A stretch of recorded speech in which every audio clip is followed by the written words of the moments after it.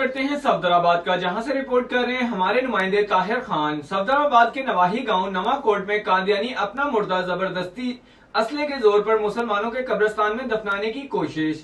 चंद गरीब और नौजवान मुसलमानों की काविश से और पुलिस की मदाखलत से मामला रफा दफा हो गया। अहले इलाका ने आर्मी चीफ से वाकये का नोटिस लेने का मुतालबा किया है।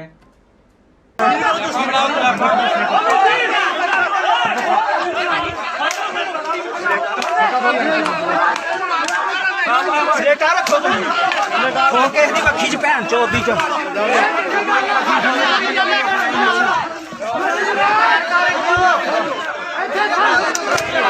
करो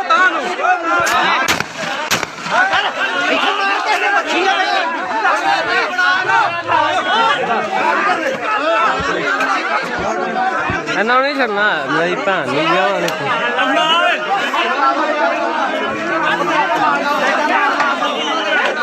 चोरी प्यार नहीं करना पुसारा तेरा प्यार ना करना प्यार ना करो प्यार नहीं करना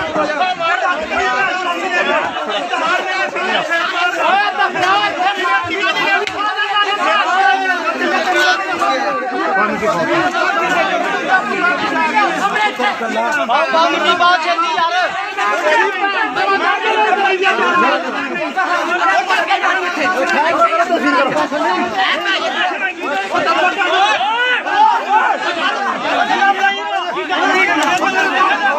ਮਾਰੇ ਸਿਰ ਚ ਮਾਰਨੀ ਮਾਰੇ ਸਿਰ ਚ ਨਹੀਂ ਭੈਣ ਯਾਰ ਮੈਂ ਕਦੇ ਖਿਡਾਉਂਦਾ ਆ ਫਰਾਦਮ ਬੈਲ ਫੜ